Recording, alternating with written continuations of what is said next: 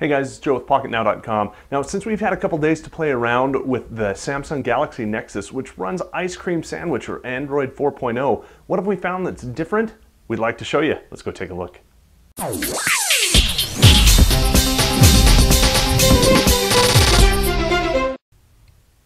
So generally speaking, the first thing you're going to see when you turn your phone on is the lock screen, how you can get in and start using your phone. Well, that's a little bit different with Ice Cream Sandwich, so let's start there. First and foremost, the system lock or the screen lock can be set to none, so you push the button and you're up and running. That's probably the fastest way. Slide, that's similar to what we're used to. I'll show you that in just a minute. Face Unlock. Now, Face Unlock is a new feature in Ice Cream Sandwich. As long as you have a front-facing camera that is supported by ICS, you can set your face up to unlock it. I'll show you a little bit about that. Right now it's a little bit slower than you might like, and it's only about 50 to 80% accurate, and that accuracy goes down quite a bit in low light scenarios, which ironically I found myself in quite a bit. Pattern is what we're used to with the pattern, where you can just draw a pattern on the screen. A little bit different look to it. PIN is your personal identification number and password is your password, so not a lot changes there. Let's look at slide first. So we'll select that, we'll go back home, and I'm going to turn the phone off, and I'll turn it back on, and now you can see I've got this little lock with a hint telling me to go over to the side. It shows you my carrier is T-Mobile, the time, my name, email address, and the date. So we'll go ahead and unlock that. Now if you notice, I've got this little ring that has a couple action items on it. Over here I've got my camera, so if I want to launch my camera app right away I can just take it over there. Or on the side I have my unlock to just take me to the home screen. And of course it timed out there because I was talking too long. So I'll just drag it there and we're unlocked. To get in and change that, we're going to skip around a little bit here.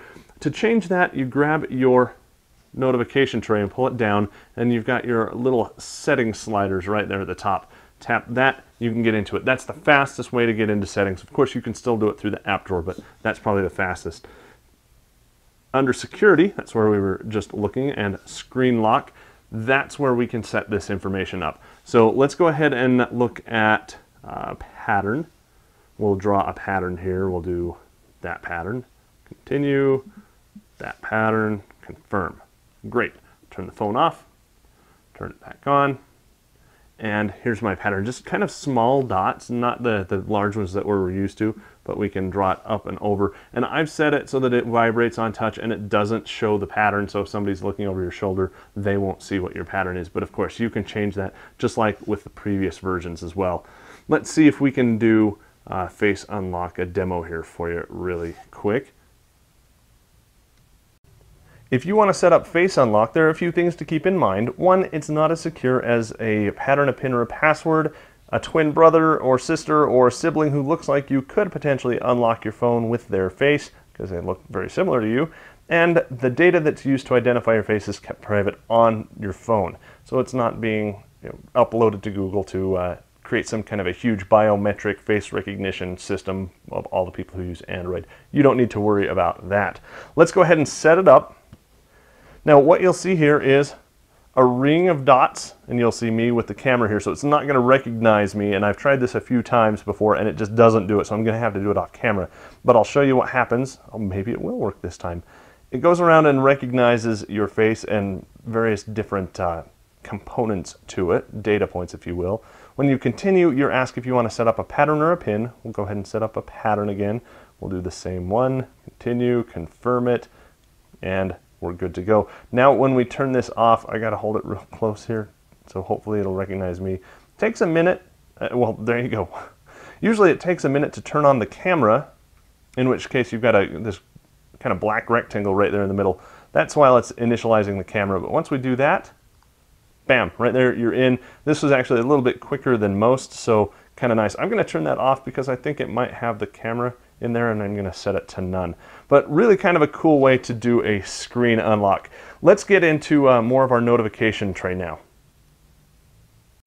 So this is the home screen. We do have our new Google search bar, which is persistent across all the screens there.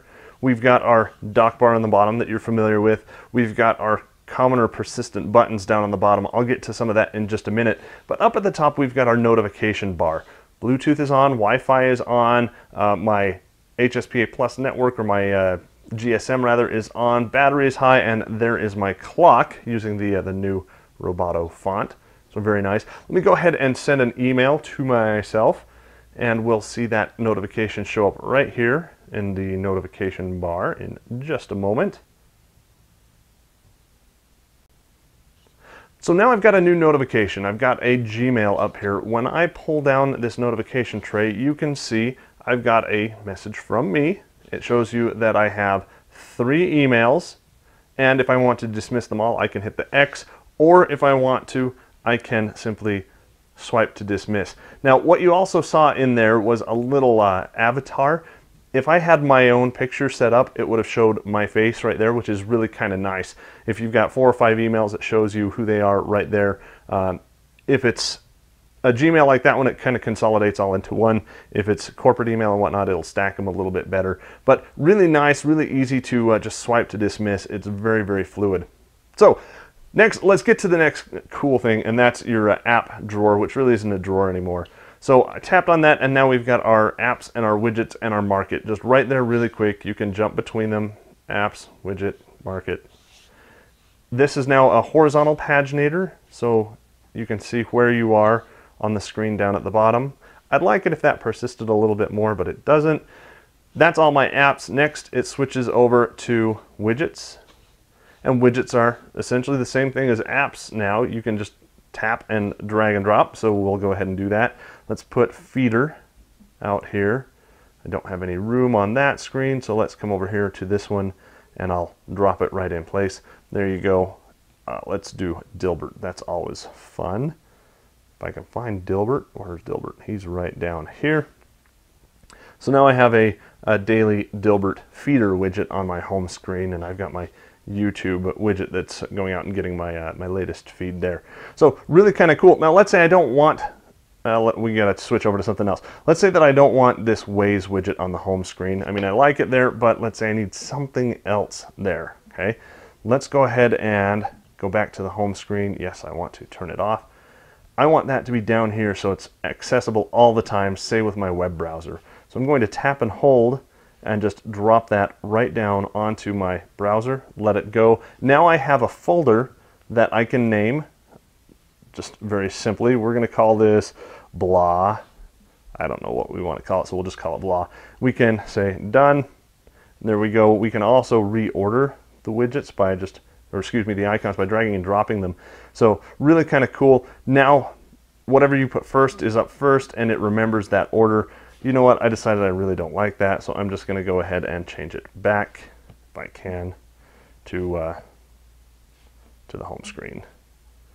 And it should let me drop it right there, which it does, and now I'm back. So very easy way to create folders and move them around and work with them. The last thing we're going to look at is back into settings. Okay, so we're going to go into settings again, dragging that down, hitting settings. Now the first thing you're going to notice is this is a lot shorter than what you're used to. We had tons and tons and tons of settings in here before.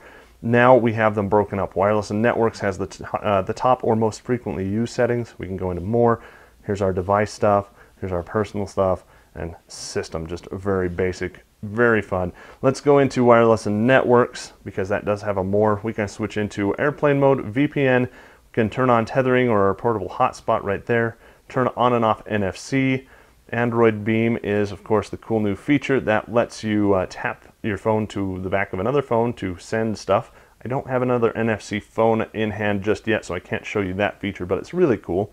Wi-Fi Direct, if anybody knows what this is, please let us know in the comment. I haven't found any information on it at all. And then mobile networks, this is of course your carrier settings and whatnot if you want to enable data roaming. So similar to what you've seen in the past. Overall, very nice, very fast, very fluid. You can see just how quick things are in here. There's you've gone to the edge and there's no more to see animation. It's really quick, really nice. Getting back to the Galaxy Nexus, very vibrant screens, very bright, very pretty, very true blacks. I like it quite a bit. And of course, the speed is just all over the place.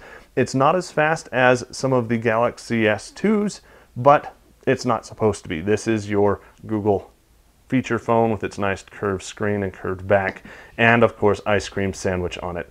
So a little bit of a detailed rundown on some of the newer things that you can see with Android 4.0 Ice Cream Sandwich. If you've got something that you like about this or that you don't like, let us know in the comments of the video down below.